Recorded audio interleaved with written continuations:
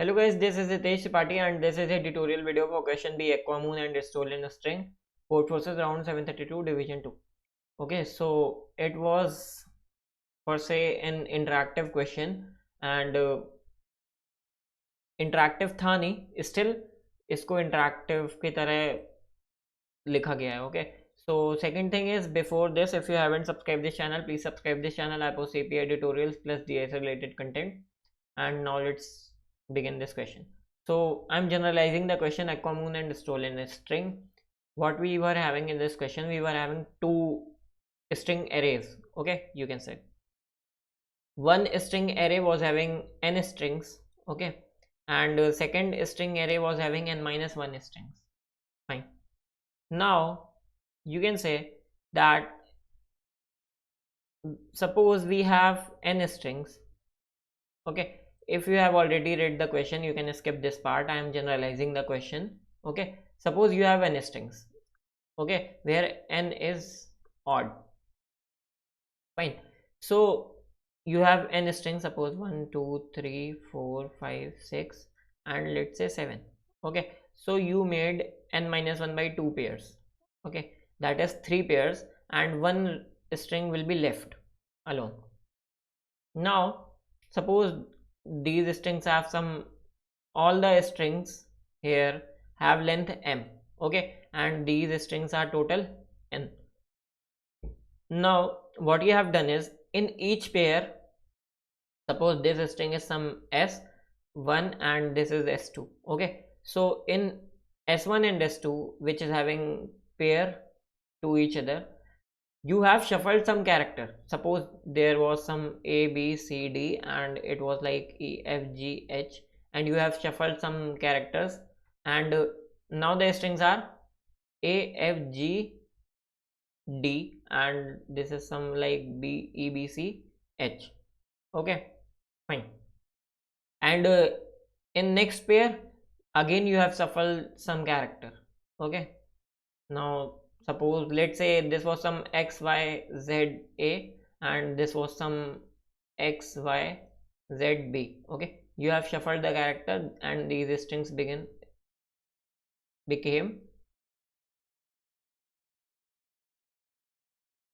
Okay, now when you will do the same operation for n minus 1 by 2 pairs, okay, you will be having some n minus 1 strings again. Okay, so after this operation you will be having n minus 1 strings again.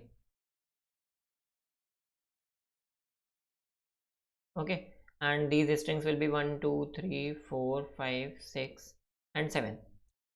n minus 1, in these n minus 1 strings, okay, some characters will be shuffled.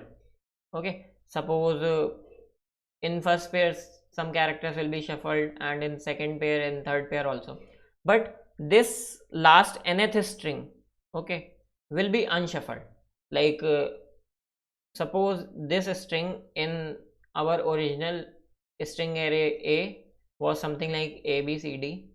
Okay, so in our string array b, this string will still be a b c d. Okay, so we have to simply अब जो मेरे पास जो string B है, ठीक है, string array जो B है. Okay, now मेरा क्वेश्चन क्या कह रहा था, लेट मी जनरलाइज अगेन.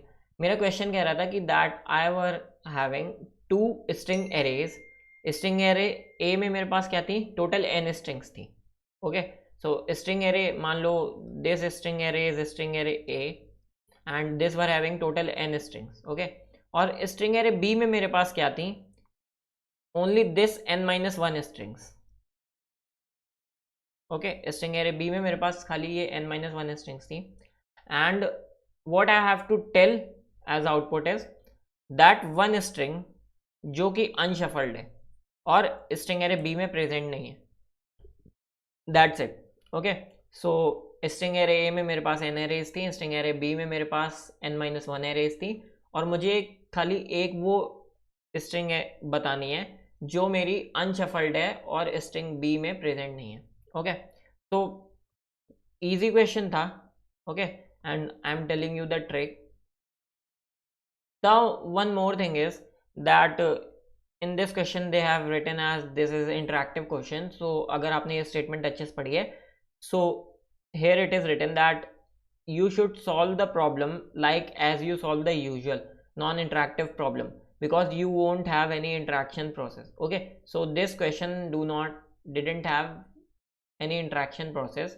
बस तुम्हें एक सिंपली चीज़ क्या करनी थी लास्ट में, क्योंकि उनने इंट्रैक्शन प्रॉब्लम बनाई है तो तुम्हें हर आउटपुट के बाद उसको फ्लैश करना था. Okay, so it was simple like C out और ये तुम्हारा आउटपुट और लास्ट में endl you can say. Okay, और फ्लैश का भी यूज़ कर सकते हो. फाइन, तो like we do in interactive problems. Fine, अब सेकेंड थिंग क्या कि मेरी एन और एम की जो वैल्यू है वो 10⁵ है.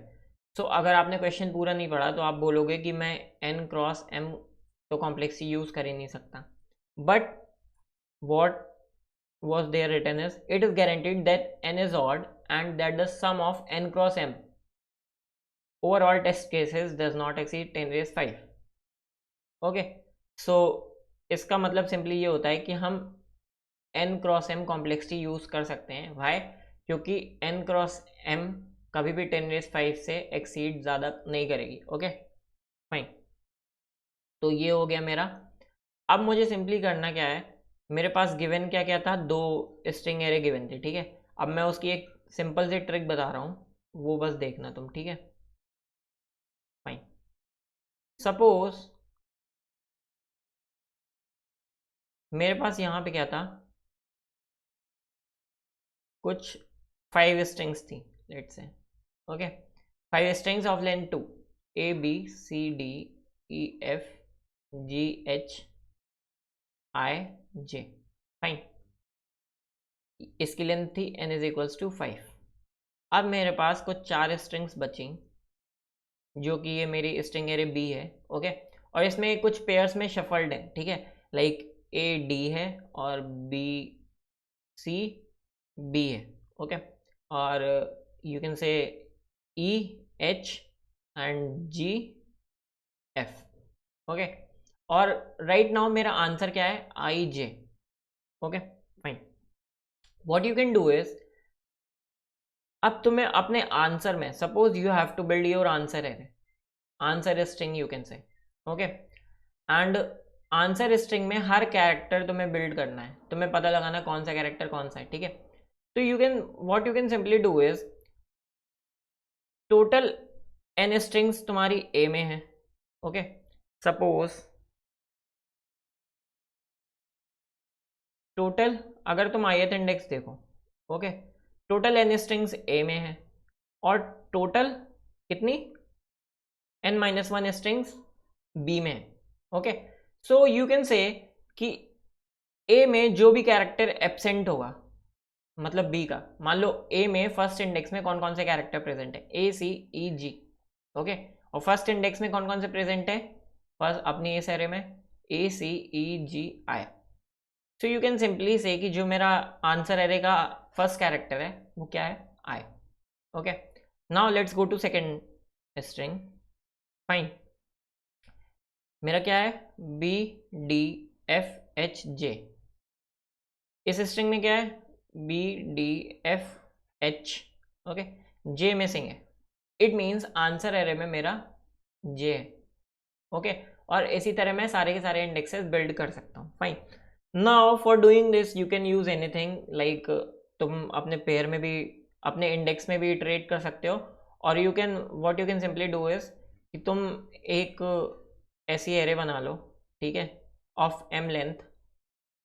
फाइन, और अब तुम ith इंडेक्स के लिए चेक करो. ठीक है, तो तुमने पहले ये सारी एरे स्ट्रिंग्स में इटरेट कर लिया. ठीक है, और अपनी ith इंडेक्स में तुमने कुछ, या फिर इंटीजर में कन्वर्ट कर लो, लाइक A है तो ith इंडेक्स में A के लिए तुम 1 ऐड कर सकते हो, C है तो C के लिए 3, E है तो E के लिए 5, G है तो G के लिए सम 7, I है तो I के लिए कुछ भी G H I 9. ओके, अब तुम जब इसमें आओ तो तुम ये कैरेक्टर्स माइनस कर दो, -1 -3 हो गया, -5 हो गया, -7 हो गया, बचा कौन सा, 9. तो तुम 9 को सिंपली क्या कर दोगे, I. ओके, तो तुम ऐसा कर सकते हो, या फिर तुम अपने इंडेक्सेस में भी ट्रेड कर सकते हो. ओके, सो लाइक ऐसा तुम कुछ कर सकते हो कि मैंने दोनों स्ट्रिंग एरेज इनपुट ले ली, फिर मैंने पहले अपनी एरे ए में चला और count of J her index के लिए मैंने बता दिया कि मेरे पास कौन कौन से कैरेक्टर्स प्रेजेंट है। ओके, फिर मैं बी में इटरेट किया मैंने स्ट्रिंग एरे बी में, और जो जो कैरेक्टर्स मेरे पास बी में प्रेजेंट थे उन सबको हटा दिया अपने काउंट ऑफ जे से। ओके, अब मेरे पास काउंट में खाली इंपॉर्टेंट कैरेक्टर्स बचे जो मेरे आंसर के कैरेक्टर हैं, एंड मैंने उनको केयर में चेंज करके आउटपुट दे दिया। Thank you guys for watching this video. If you like this video, give the thumbs up button and subscribe this channel for more. Thank you.